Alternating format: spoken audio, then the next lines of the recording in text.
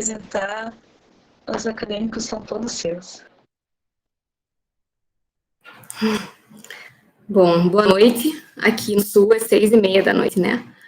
Então, vamos lá. Eu vou me apresentar já durante a aula, tá? Tá ótimo. Então, eu já vou abrir aqui a minha apresentação. Estão vendo? Sim. Tá bom. Então, vamos lá falar sobre aneurisma cerebral roto, que é uma das doenças que eu mais trato hoje em dia. Eu faço parte de uma equipe de neuroradiologia intervencionista que atua em vários hospitais aqui em Curitiba, sendo o Hospital Universitário Cajuru, o Hospital do SUS, ligado à PUC e vários outros hospitais privados. Então, eu sou neurocirurgiã, neuroradiologista intervencionista, faço parte da Sociedade Brasileira de Neurocirurgia, da Academia Brasileira de Neurocirurgia e da Sociedade Brasileira de Neuroradiologia. Para quem não sabe, neuroradiologia intervencionista é considerada uma área de atuação ou como se fosse uma subespecialidade da neurocirurgia, mas não exclusivamente da neurocirurgia. Também pode ter como pré-requisito neurologia ou radiologia. Então, o que é um aneurisma? Um aneurisma, independente da localização, não só cerebral, ele é uma dilatação de um vaso sanguíneo que resulta numa bolha, né, numa bexiga, como se fosse, que tecnicamente a gente chama, né, dessa dilatação aneurismática um divertículo. E ele precisa ser mais do que 50% do tamanho do diâmetro do vaso principal. E ele se deve a um enfraquecimento dessa parede vascular. O aneurisma cerebral existe em mais ou menos 3% da população geral, variando em alguns estudos, dependendo do estudo, se de necrópsia ou de achados de exame, de 2% a 6%, uma média de 3,2%. Então, até não é uma prevalência tão baixa, não é uma doença extremamente rara de jeito nenhum. Se pegar em 50 pessoas, uma ou duas vão ter aneurisma cerebral. A ruptura de um aneurisma cerebral causa uma hemorragia chamada hemorragia subaracnoide, mas a hemorragia subaracnoide ou HSA, ela tem outras várias causas, inclusive a ruptura de um aneurisma é apenas 9% de todas as causas de HSA. A grande maioria, mais de 90%, na verdade, é por trauma. 20% dos pacientes que têm aneurisma, na verdade, ele tem mais do que um aneurisma, eles têm aneurismas múltiplos. E se tratando de epidemiologia ainda em relação ao sexo, quando a gente vê abaixo de 50 anos de idade, as mulheres elas têm uma prevalência levemente superior, de 50% a 60% mais ou menos. Mas quando é acima de 50 anos de idade, daí as mulheres mais velhas, elas acabam sendo o dobro do que os homens. Os aneurismas, eles podem ser classificados de diversas formas, mas quanto à sua morfologia e etiopatogenia, eles podem ser divididos em saculares, fusiformes, dissecantes, aneurismas tipo blister, micóticos e pseudoaneurismas. Cada um deles tem uma morfologia completamente diferente, causa, tratamento, prognóstico completamente diferente. Quando a gente fala, por exemplo, de fusiforme, é esse aneurisma aqui que engloba as duas paredes do vaso, formando uma dilatação concêntrica. Um aneurisma dissecante, ele pode ser assim como se fosse uma barriga, mas aqueles aneurismas cerebrais que são os mais famosos e que todo mundo fala e que a gente fala sobre HSA, nós estamos falando de aneurisma sacular, que é aquele que forma uma bexiga bem bonitinha, aquele divertículo. Então, a partir de agora, tudo que vai ser falado vai ser em relação a esses aneurismas saculares. Eles são os considerados aneurismas verdadeiros, é um divertículo, então, arredondado, e cerca de 90% deles se localizam em bifurcações do polígono de Willis. Se vocês lembrarem lá da neuroanatomia, o polígono de Willis é um círculo anastomótico de vasos que conecta a vascularização do cérebro, tanto anterior quanto posterior, e do lado direito com o esquerdo. Se pegar assim, histopatologicamente a parede desse aneurisma, ele é composto pelas 3 camadas. São 3 camadas que existem na parede dos vasos, e esse aneurisma ele é considerado verdadeiro porque nenhuma camada falta. Existe, então, a camada íntima, que é a parte mais interna, a camada adventícia, que é a mais externa. A única diferença é que a camada média aqui, onde tem a musculatura lisa, ela se encontra frágil por algum motivo. Então, esses aneurismas saculares, eles podem ser congênitos, herdados ou adquiridos. Congênitos e herdados são muito mais raros. A grande maioria das vezes a gente vê aneurismas saculares adquiridos, que são adquiridos através de fatores de risco que a pessoa tem ao longo da vida e por isso que vai apresentar numa faixa etária de meia idade. Geralmente, o que é? Hipertensão, tabagismo, uso de drogas, aterosclerose ou outras doenças dos vasos, vasculopatias. Quando são congênitos, a camada muscular lisa da túnica média, que eu falei ali, ela já vem com algum defeito no desenvolvimento, e por isso que essa parede se torna frágil e logo forma um aneurisma.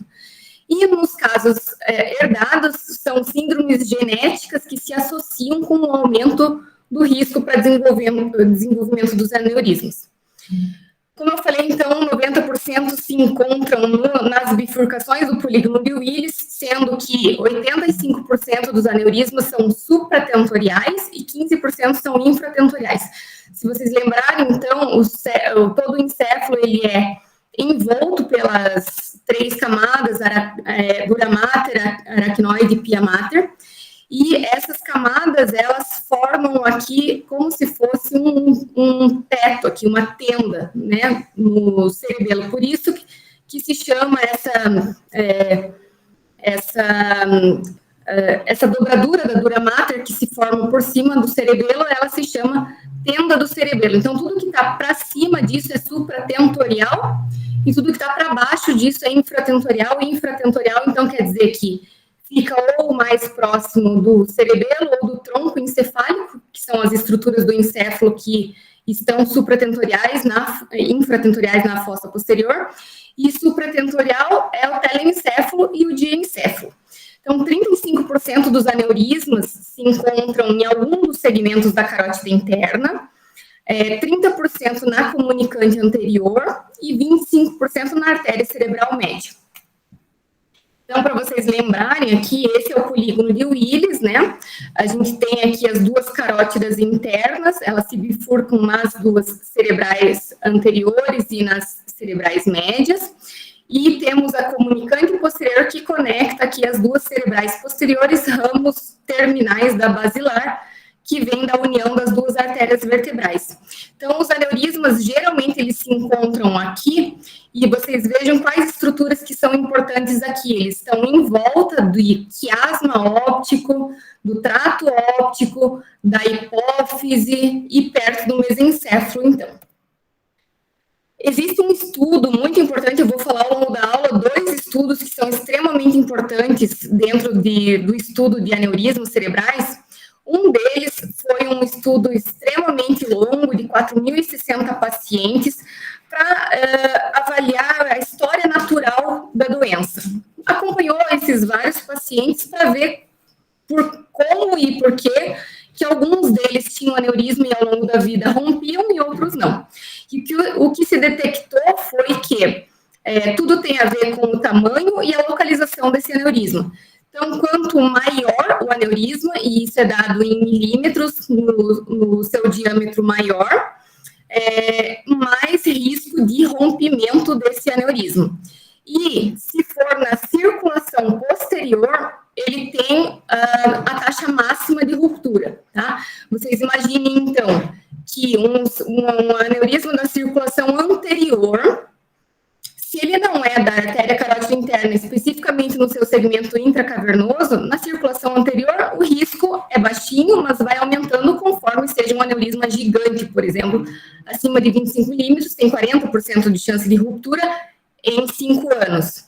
Se Se é um aneurisma do segmento cavernoso da artéria carótida interna, essa é a localização que, se for para escolher ter um aneurisma, tem que ser esse. Porque é um lugar que praticamente os aneurismas não se rompem. Se eles forem pequenininhos, é o único aneurisma que você está autorizado e respaldado pela literatura de que não há mínima chance de ele romper.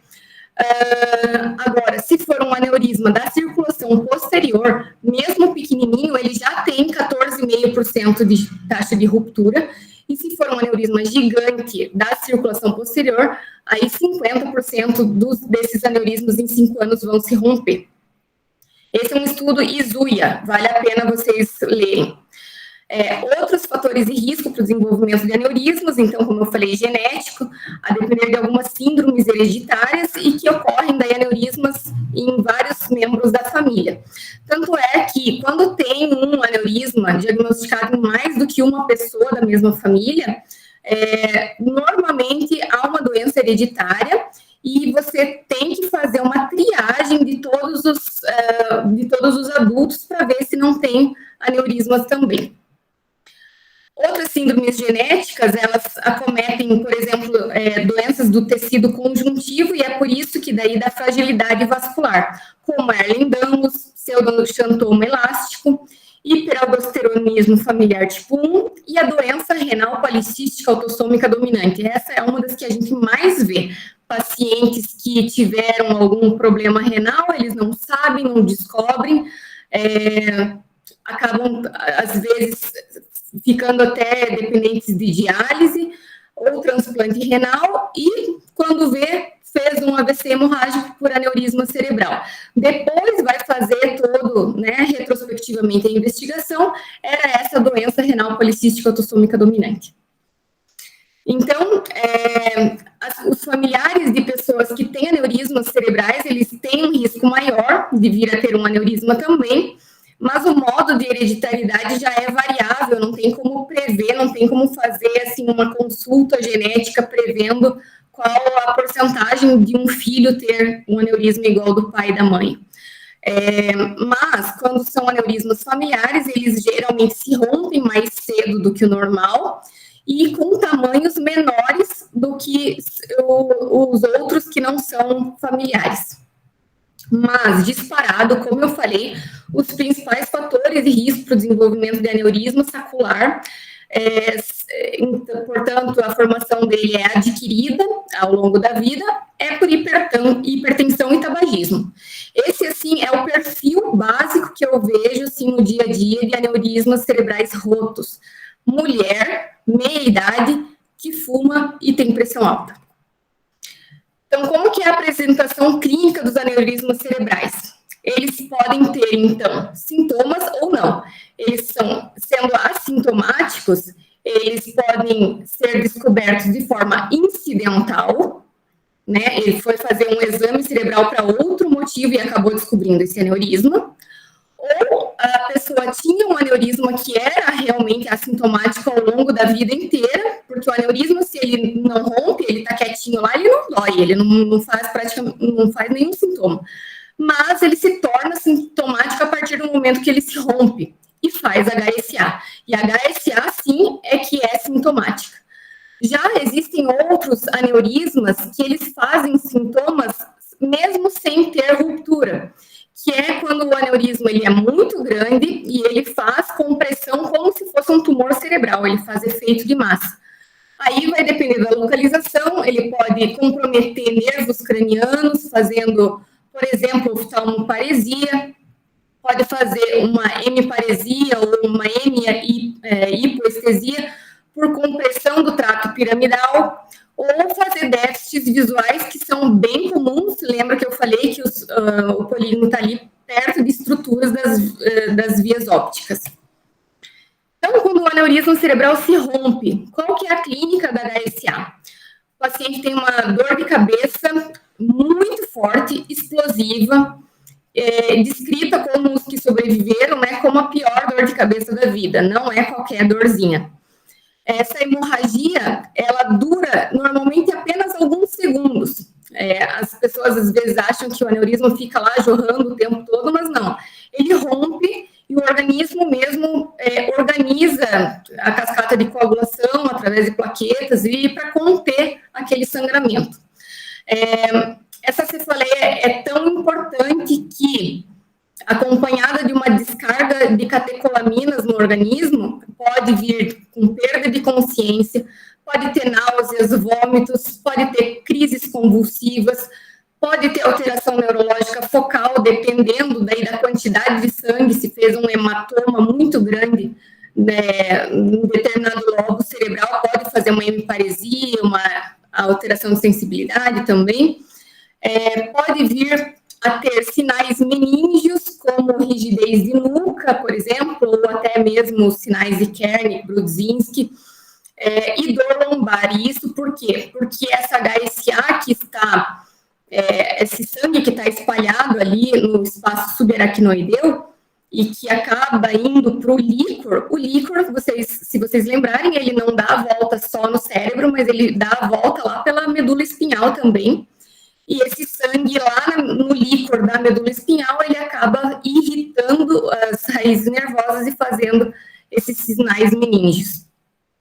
E quando o paciente teve essa ruptura de aneurisma, como eu falei, o organismo ele contém essa hemorragia inicialmente, mas o risco é que essa contenção por plaquetas ali, ela é muito frágil, ela não é tão segura, né? E essa contenção, ela pode vir a estourar e acabar fazendo um novo sangramento, um ressangramento. E esse ressangramento, ele é bem mais comum de acontecer durante o primeiro dia mesmo do ictus. 70% deles acabam acontecendo no primeiro dia. Por isso que é tão importante fazer o tratamento tão rápido, tão precoce. A emergência, no caso, é tentar prevenir que esse aneurisma se rompa pela segunda vez, porque quando ele se romper pela segunda vez, aí o estrago é muito pior e as chances desse paciente sobreviver praticamente são mínimas. Então, quando tem essa ruptura, ela pode acontecer, não é uma regra, mas é bem típico de a gente reconhecer pela história do paciente que ele teve algum momento ali que ele fez uma manobra de valsalva ou que ele teve um aumento da pressão por algum motivo. Por exemplo, uma atividade física extenuante ou um consumo mesmo até de cafeína, ou clássico, né, pacientes que usam cocaína ou outras drogas simpático-miméticas que fazem um aumento repentino da pressão sanguínea, ou mesmo em ataque de raiva, de ansiedade, de susto, de briga de família, é bem comum a gente ver isso, ou mesmo durante o intercurso sexual. Alguns pacientes, na verdade, 30% a 50% deles vão apresentar na história, se for conversar bem conversadinho, assim, eles têm uma história pregressa de mais ou menos 6 a 20 dias antes desse aneurisma ter rompido, uma cefaleia parecida com a cefaleia da ruptura do aneurisma, né, da HSA, mas muito menos forte do que a verdadeira. Então, é considerada uma hemorragia minor, né, ou uma warning leak, que é um extravasamento de sangue avisando que algo vai acontecer. Então, daí sim, em 6 a 20 dias acontece a hemorragia major. Para isso, então, esses pacientes, eles são admitidos, né, num quadro agudo de dor de cabeça súbita ou perda de consciência ou um déficit neurológico. E a gente tem que classificar essa clínica do paciente através de uma escala muito famosa, que é a escala de Hunt-Hess. Essa escala clínica, ela é importante para predizer tanto a mortalidade quanto a mortalidade perioperatória, que tem a ver com as complicações no ato cirúrgico mesmo. Então, o Hunt-Hess vai de 0 a 5, são 6 classificações. O 0, na verdade, ele se aplica a um aneurisma que não se rompeu, um aneurisma não roto, né? Então, essa mortalidade não se aplica aqui dentro do quadro de HSA.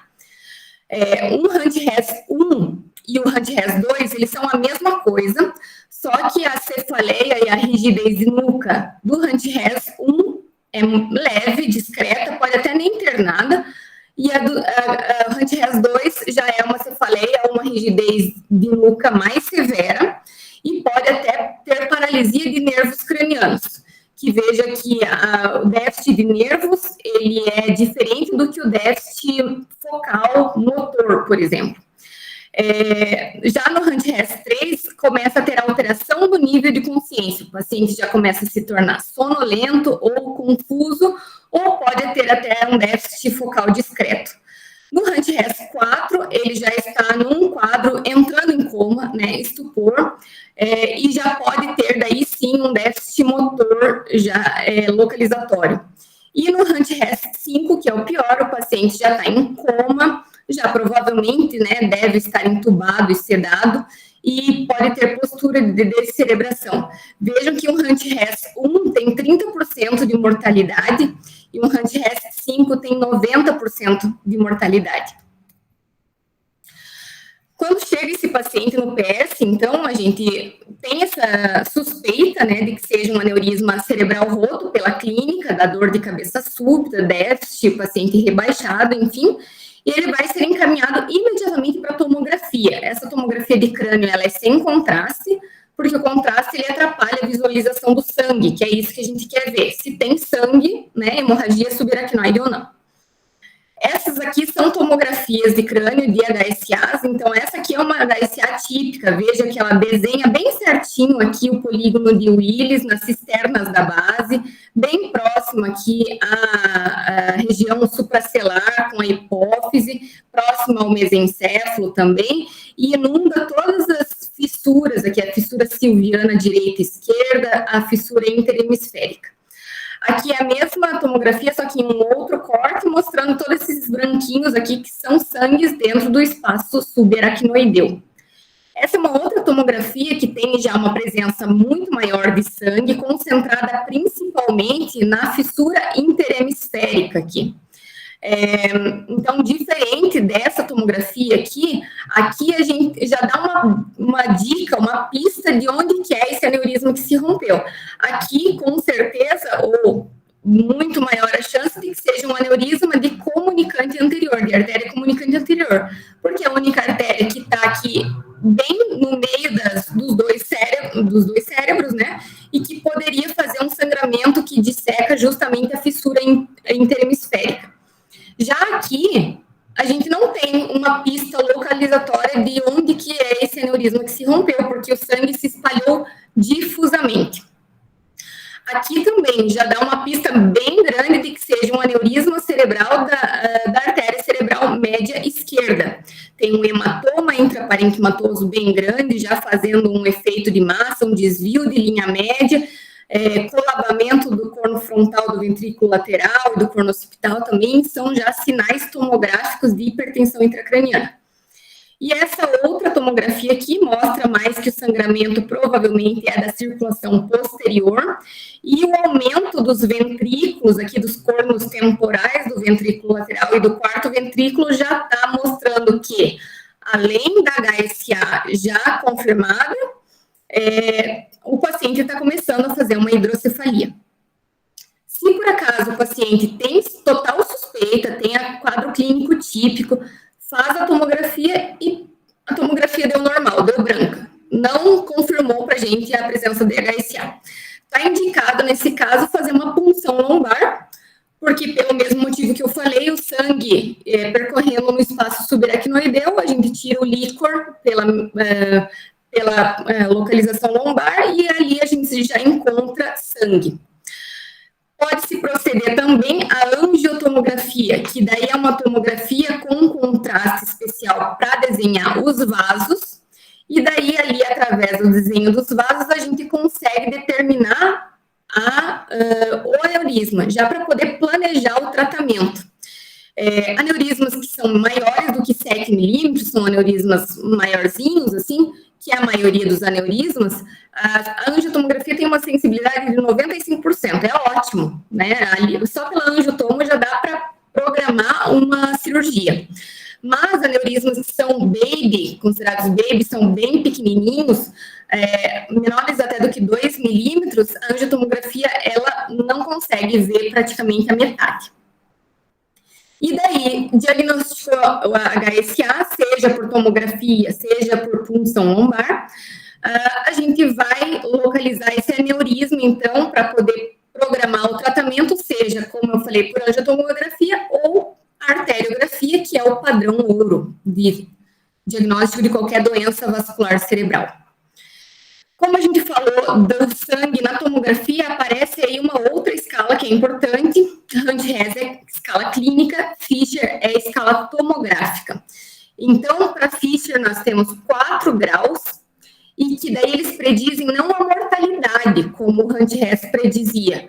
A escala de Fisher prediz o risco de vasoespasmo, tá?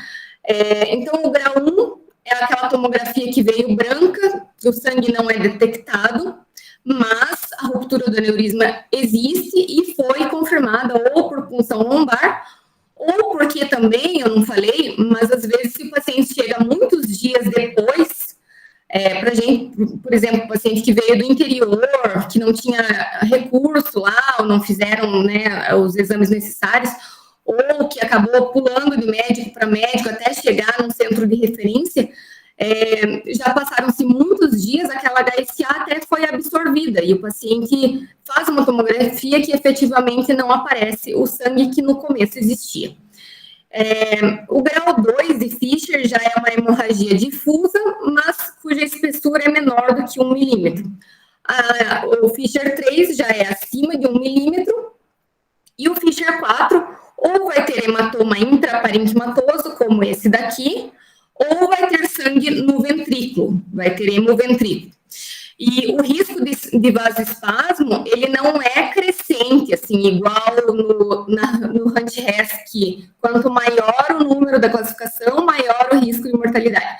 No Fisher, o grau 1 tem até 20% de vasoespasmo, o grau 2 tem 25%, o grau 4 tem 35%, e o grau 3, que é o pior de todos, que varia de 23% a 96% de vasoespasmo. Quer dizer, o sangue que se encontra dentro do ventrículo ou dentro de um coágulo, ele não é tão deletério para os vasos, para fazer vasoespasmo, quanto aquela hemorragia maciça, difusa, espalhada e grossa, como no Fisher 3. Esse é o Fisher 3, então, né, mais espalhado. Esse é o Fisher 4, tem sangue branquinho aqui dentro do ventrículo, do terceiro ventrículo e do corno occipital, do ventrículo lateral, tanto à direita, principalmente, quanto à esquerda também. A mortalidade geral de um aneurisma cerebral, ela é, assim, no somatório, é 45%, quase metade dos pacientes morrem. 15% eles morrem mesmo antes de chegar ao hospital, algumas vezes de forma súbita. 30% morrem mesmo com o tratamento. 40% deles vão sobreviver com sequelas variadas, neurológicas, e apenas 15% vão sobreviver sem sequelas, voltando a ter uma vida normal como tinha antes da ruptura do aneurisma. Desses 45% que morrem, 25% já morrem dentro do primeiro dia do ictus. E 45% vão morrer dentro de 30 dias durante o intercurso do tratamento, do internamento, cirurgia e complicações decorrentes dela. E quando o aneurisma ele se rompe pela segunda vez, então no caso de um ressangramento, a mortalidade já não é mais 45%, ela sobe para 70%. Então, quais são as complicações da HSA? O que esse sangramento no cérebro pode ocasionar?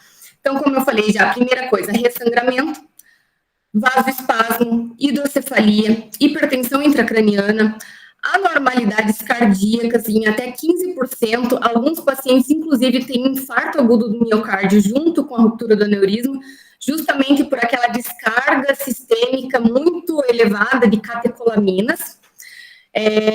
Pode fazer disfunção tanto hipotalâmica quanto hipofisária, e pelo eixo hipotálamo-hipofisário pode fazer, então, uma síndrome da secreção inapropriada de ADH, que é o hormônio antidiurético, e a alteração metabólica mais comum durante a ruptura do aneurisma cerebral é sódio baixo e hiponatremia. O que é o tal do vasoespasmo, então?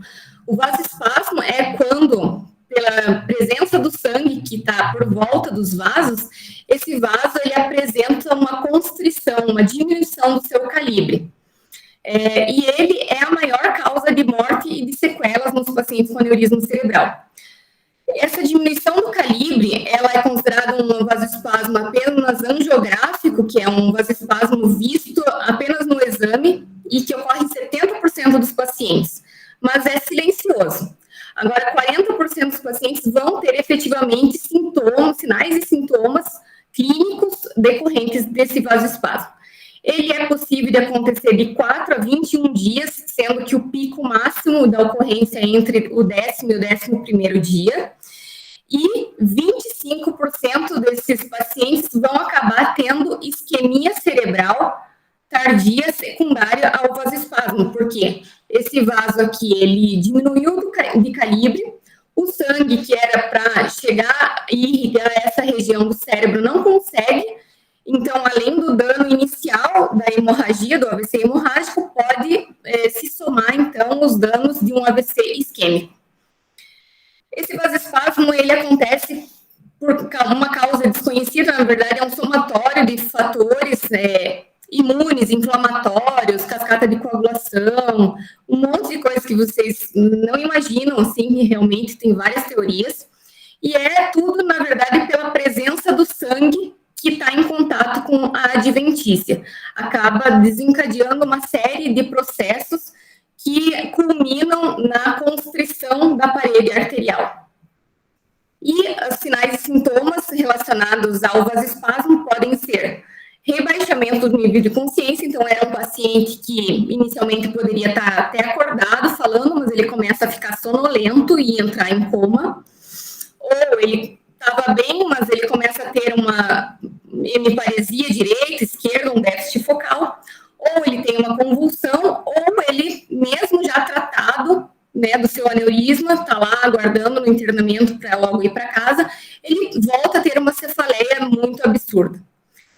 E o diagnóstico para esse vasoespasmo, preferencialmente, pode ser feito pelo Doppler transcraniano, que é uma imagem de ultrassom, que é feita à beira de leito, o paciente está lá na UTI, geralmente, e vem um médico com o seu aparelho portátil, que consegue, pelo sonar aqui, através dessa janela óssea temporal aqui, que é a espessura mais fina que tem do crânio, consegue determinar as velocidades das artérias cerebrais e, com isso, jogar em fórmulas e descobrir se existe vasoespasmo e se ele é leve, moderado ou grave.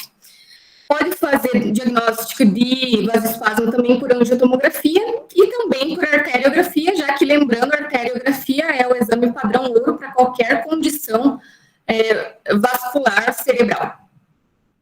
Outra complicação advindo, então, do HSA pode ser a hidrocefalia, aquele acúmulo de líquor, né, que pode ser de uma forma aguda, quer dizer, o paciente já logo nas primeiras 24 horas da ruptura do aneurisma já desenvolve essa hidrocefalia, que geralmente é uma hidrocefalia obstrutiva, já que o sangue ele entope alguma passagem do líquor e acaba, então, formando a coleção de líquor a montante.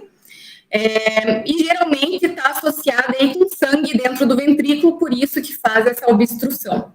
É mais visto em aneurismas de circulação posterior, mas também pode ser em aneurismas de circulação anterior. E o tratamento dessa hidrocefalia aguda é colocar uma derivação ventricular externa, que é um catéter que vai lá dentro do ventrículo e fica acoplado em uma bolsinha para fora, que fica tirando esse sangue e esse excesso de líquor até o cérebro melhorar as condições, e daí provavelmente essa DVE, essa bolsinha aqui, é retirada e o paciente fica sem. Mas tem algumas vezes que o paciente, ele acaba se tornando hidrocefálico para sempre. Ele acaba se tornando shunt dependente. Então, como a gente não tem como mandar um paciente para casa com uma bolsinha na cabeça para fora, né, isso traria, com certeza, risco de infecção, de meningite, de tração na bolsa, enfim. Então, foi inventado um sistema para desviar esse excesso de líquor lá para a cavidade peritoneal através de um catéter por baixo da pele, no subcutâneo mesmo, e esse paciente fica com essa derivação ventrículo peritoneal, DVP, para o resto da vida.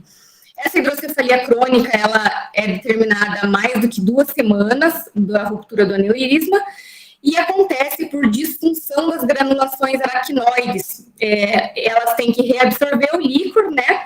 Mas acabam ficando doentes por aderências do sangue que aconteceu. Então, como é uma hidrocefalia global, ela é uma hidrocefalia classificada como comunicante, diferente da hidrocefalia obstrutiva do início. Qual que é o tratamento de um aneurisma cerebral roto, HSA? Então, esse paciente imediatamente tem que ser mantido em UTI, independente se ele é Glasgow 15 ou Hand-Hess 1 no início, né? Que é aquele paciente que vem bem. Ele só descreve aquela dor de cabeça, mas ele está bem, andando, falando e lúcido. Antigamente se falava muito da terapia dos 3Hs. Se vocês forem procurar no Google ou em algumas literaturas um pouco mais antigas, ainda vão encontrar isso. Isso eu já risquei porque está proscrito, tá? A terapia dos 3Hs, ela falava sobre manter esse paciente com muito soro, dava assim 5 litros de soro para mais por dia, porque se pensava que mantendo esse paciente hipertenso, hemodiluído e com uma hipervolemia, o sangue mais fluido correria com mais velocidade, mais facilmente, e não teria o risco de fazer vasoespasmo. Mas se viu que não só não melhora o vasoespasmo, como traz muitas complicações, como edema pulmonar, insuficiência cardíaca, né, infecção, uma série de outras coisas.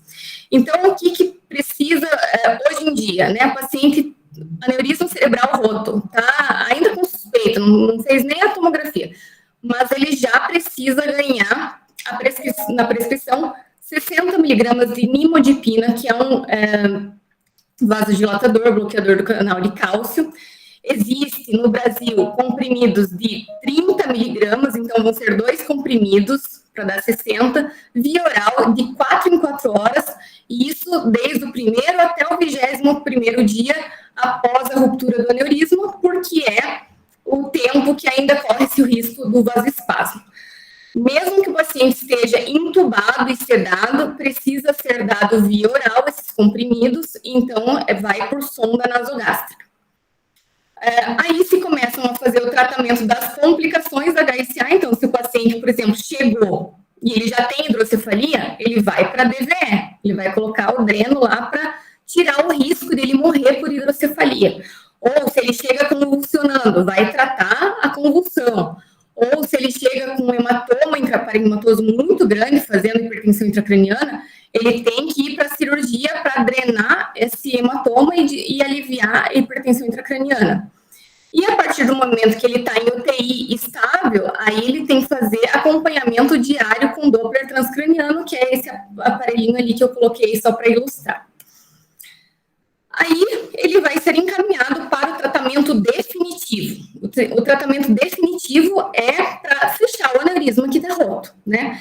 Então a gente tem 2 opções. Ou ele vai para a clipagem microcirúrgica, que é uma cirurgia a céu aberto, portanto com craniotomia, abertura do crânio, se consegue localizar esse aneurisma e através de um clipe de titânio, esse clipe abraça o colo do aneurisma, que é exatamente aonde ele iniciou, onde tem a fragilidade do vaso, né? E ali, esse aneurisma está excluído da circulação, a partir desse momento o sangue só vai correr pelo vaso dele e não tem mais o risco de romper. Ou ele vai para um tratamento endovascular, que é feito em hemodinâmica e é um tratamento minimamente invasivo, porque não tem abertura do crânio, não tem craniotomia.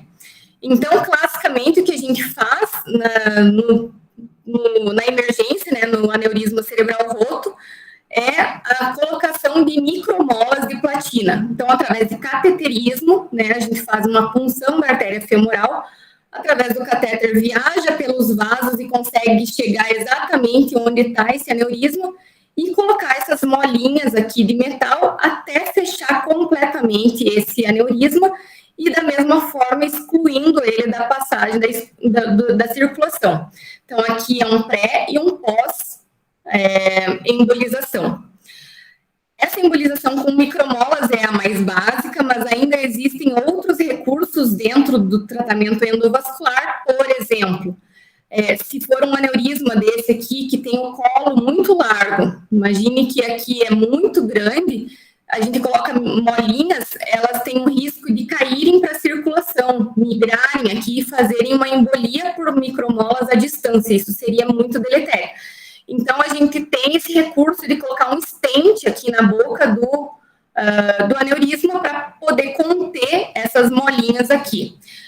Esse stent, ele pode ser tanto em associação com as micromolas, como pode ser somente o stent. O stent tem o único revés, assim, no tratamento do agudo, é que ele precisa de dupla antiagregação.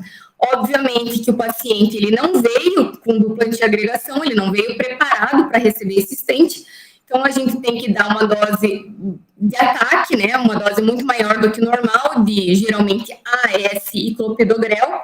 Esse paciente já tem um aneurisma cerebral e ainda vai estar antiagregado.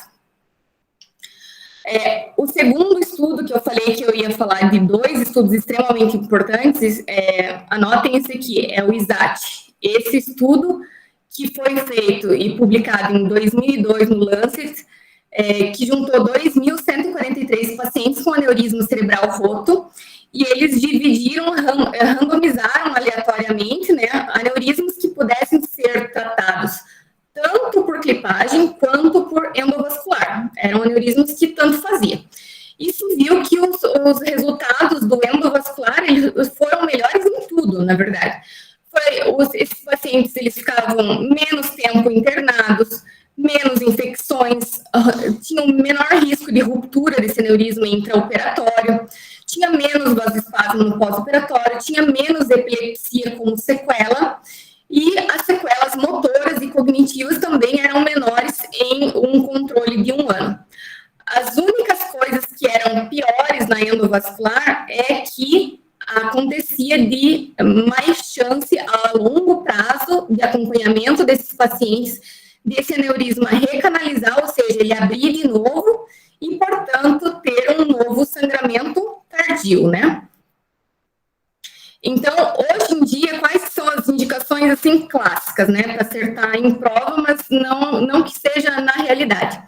A escolha de um tratamento endovascular ou clipagem. Endovascular você vai fazer para pacientes mais velhos, porque daí, nesse caso, não tem tanto risco a longo prazo desse aneurisma recanalizar, diferente de pacientes mais jovens, que vão ter uma vida inteira de chance de recanalizar esse aneurisma, então é mais garantido fechar já com clipagem. Pacientes que chegam com HUNT-RES pior, quer dizer, graves, entubados, sedados, né, com alta chance de mortalidade, vai para tratamento endovascular, porque é mais minimamente invasivo, né, você não vai agregar uma craniotomia grande para um paciente que já está grave, né, e a clipagem vai para pacientes que estão melhor, que têm melhor prognóstico, que têm uma condição de saúde melhor, que aguenta uma craniotomia. Aneurismas de circulação posterior, independente de como está o paciente, esses são classicamente encaminhados para endovascular, porque os riscos cirúrgicos, eles são praticamente proibitivos, são riscos muito graves de sequelas, apenas pela manipulação de tronco encefálico e tudo. Então, circulação posterior é endovascular. Já pessoas que chegam com um hematoma grande, com uma grande quantidade de sangue, fazendo desvio de linha média e tudo, é melhor ir para a clipagem, porque ao mesmo tempo que faz uma craniotomia e consegue clipar o aneurisma, se consegue já tirar aquele hematoma e resolver o problema da hipertensão intracraniana. Aneurismas da carótida, no seu segmento intracavernoso, eles também são encaminhados para tratamento endovascular, porque para tratamento cirúrgico também os riscos seriam muito grandes de se abrir o seio cavernoso, né? Aneurismas gigantes, eles vão mais para clipagem, porque pelo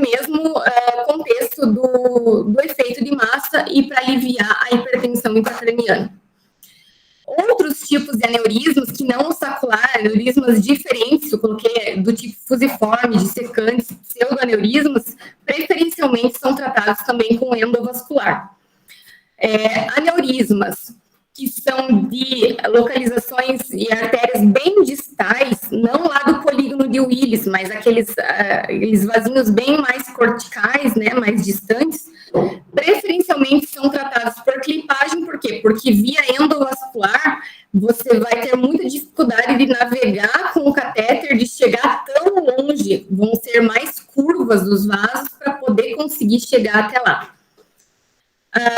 Aneurismas de artéria cerebral média também, classicamente, são encaminhados para clipagem, porque a artéria cerebral média, quando tem aneurisma, geralmente é na sua bi- ou trifurcação, e ali existem muitos vasos extremamente importantes que podem sair, inclusive, de dentro do aneurisma, e um tratamento endovascular não conseguiria poupar todos esses vasinhos. Por clipagem, tem uma visualização direta de conseguir clipar apenas o aneurisma sem pegar nenhuma dessas artérias. E o tratamento endovascular é encaminhado também, preferencialmente, quando o paciente já se encontra com vasoespasmo. Por quê? Porque no mesmo tempo desse cateterismo vai ser feita a embolização do aneurisma e já o tratamento endovascular desse vasoespasmo. O que é esse tratamento do vasoespasmo? Então, imagine que o paciente está lá com aneurisma já diagnosticado, a HCA está na UTI, né? Já clipou seu aneurisma ou já embolizou, que seja. Ele está fazendo aquela monitorização do Doppler transcraniano diariamente, vendo se vai desenvolver vasoespasmo ou não. E mesmo tomando nimodipina, com todos os cuidados e UTI e tal, ele desenvolve um vasoespasmo clínico, ele começa a desenvolver sinais e sintomas. Então, ele tem que ser encaminhado imediatamente para a hemodinâmica, para fazer aquela arteriografia por cateterismo, né? E que pode fazer o tratamento tanto com angioplastia mecânica quanto com angioplastia química. A angioplastia mecânica, eu desenhei aqui, fiz um esqueminha assim, que imagine um vaso, tá lá com uma área estenosada, né, pelo vasoespasmo, a gente posiciona um balão naquela área, que vem fechadinho dentro do catéter, mas exatamente no local onde a gente quer, a gente insufla esse balão aqui, de forma que ele restabelece o diâmetro do vaso e, portanto, trata esse vasoespasmo de uma forma mecânica. Ele é indicado, então, essa angioplastia mecânica com balão é indicada quando o vasoespasmo ele é focal, ele é apenas em um ou outro lugarzinho só e nos vasos maiores.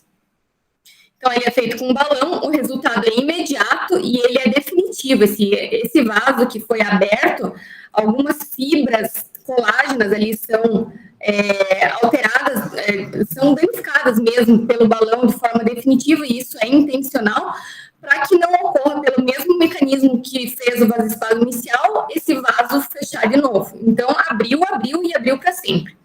Só que o risco é maior de que, ao insuflar esse balão, aconteça uma ruptura do próprio vaso. E isso é algo extremamente grave que muitas vezes leva o paciente a óbito já na mesa.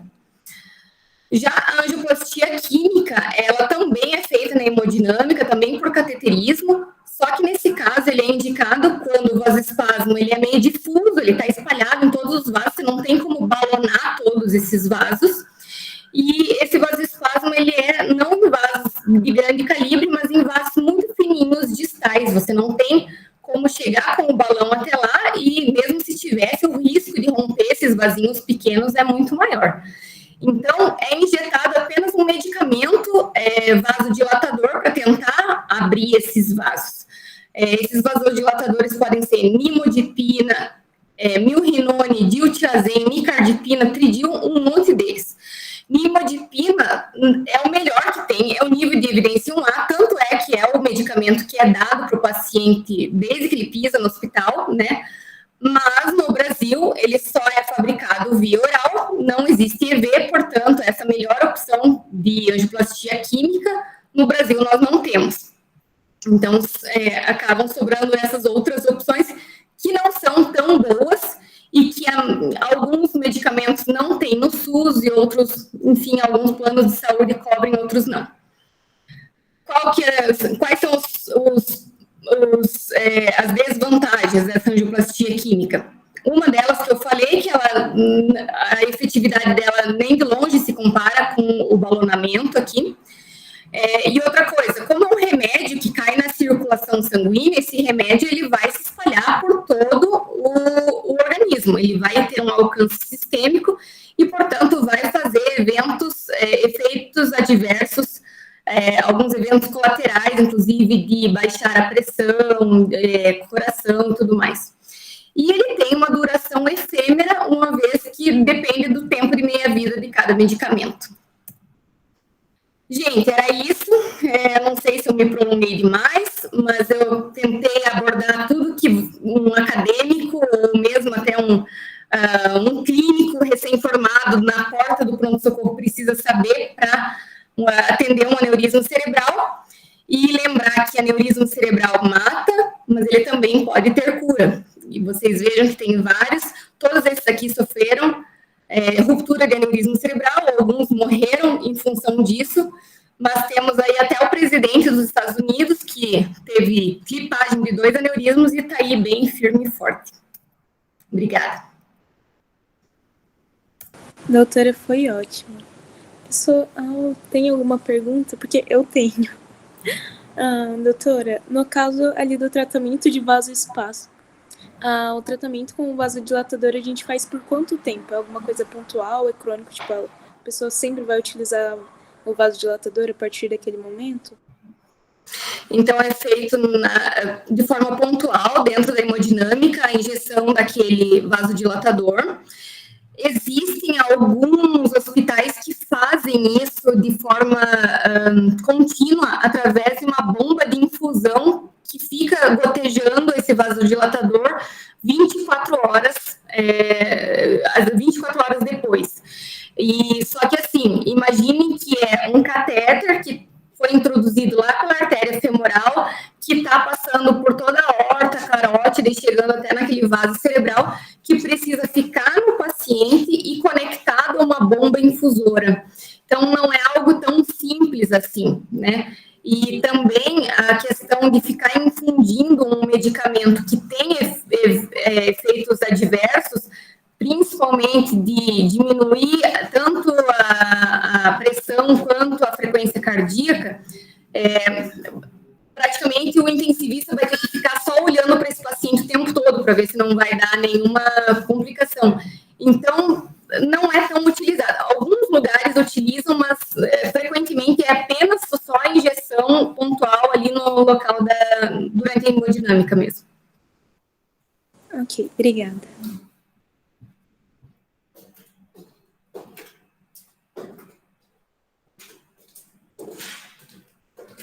Mais alguma coisa?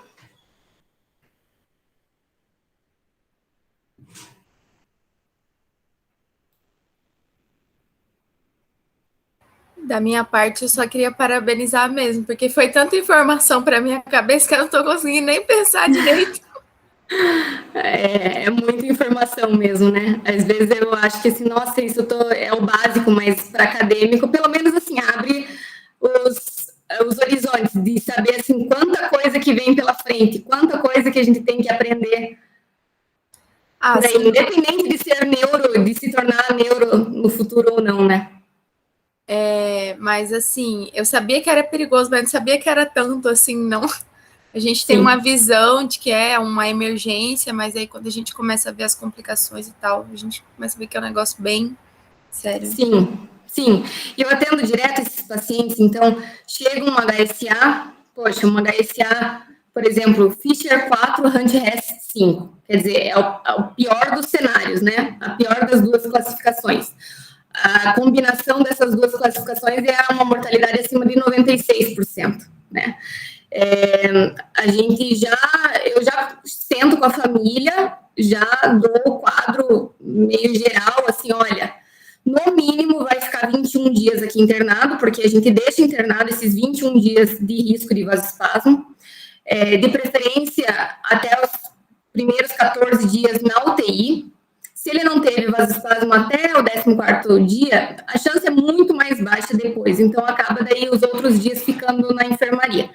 Mas eu já falo para a família, ó, vão ser 21 dias de internamento, ele pode vir a precisar de muitas cirurgias cerebrais, não é só uma, às vezes é uma para drenar o sangue, outra é para hidrocefalia, outra é para clipagem, a outra é por alguma infecção que deu, vai ter que abrir de novo. Aí ele vai para hemodinâmica para tratar o vasoespasmo. Então, são várias cirurgias, muitos riscos. Se por acaso ele sobreviver, porque a chance maior é que, infelizmente, né, vá a óbito, mas se por acaso sobreviver, a chance é muito grande de conviver com sequelas neurológicas graves. Então, são pacientes, assim, bem difíceis, que a gente tem que acompanhar a família durante todos esses dias. Essas famílias, daí, elas se dividem, começam a se dividir para quem passa a noite, quem visita, quem não visita, começa já a pensar em velório, essas coisas, porque realmente alguns pacientes estão em risco iminente de óbito e só nesse momento começam a pensar, né, em testamento, quem que tem a senha do banco desse paciente, enfim, essas coisas todas que na prática da vida real a gente convive toda hora com isso.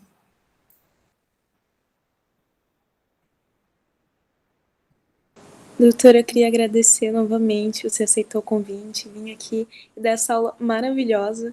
A cada momento que eu criava uma dúvida ali no raciocínio, você já respondia ali na sua explicação. Foi tudo maravilhoso mesmo, muito obrigada.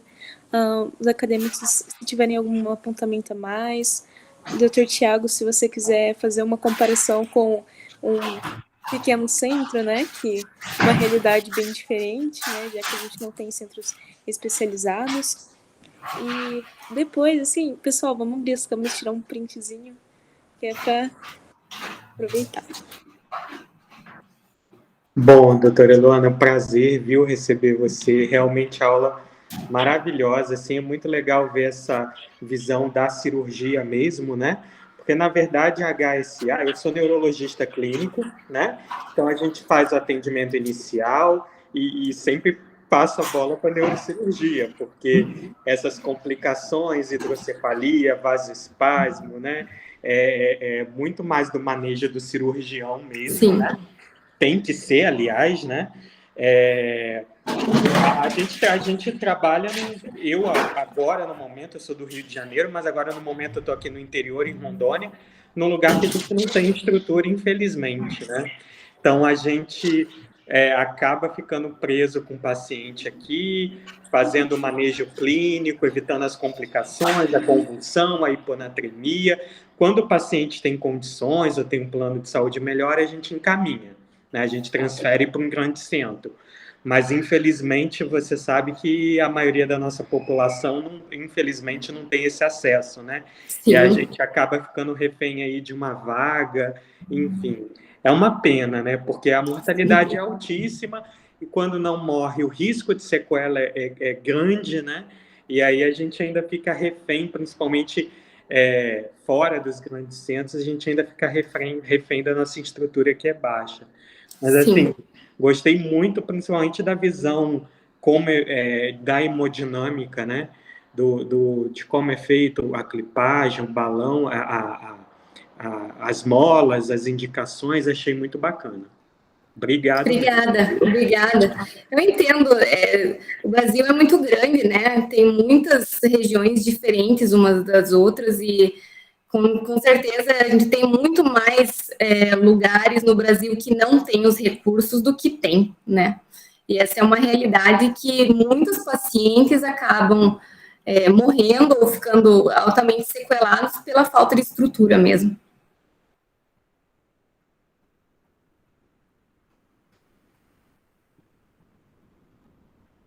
Gente, é isso. Abrir câmera pro print, assim, para registrar. Bora lá. Quero ver quem tá dormindo. Ó, a Júlia ali, tava com outro nome.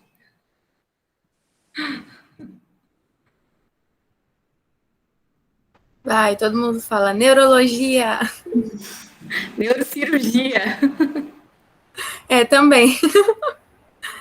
Vai, vou bater o print, pessoal. Pronto. Pronto. Tchau, gente. Foi um prazer. Qualquer coisa podem me procurar diretamente, tá bom? Ok. Obrigado, tchau.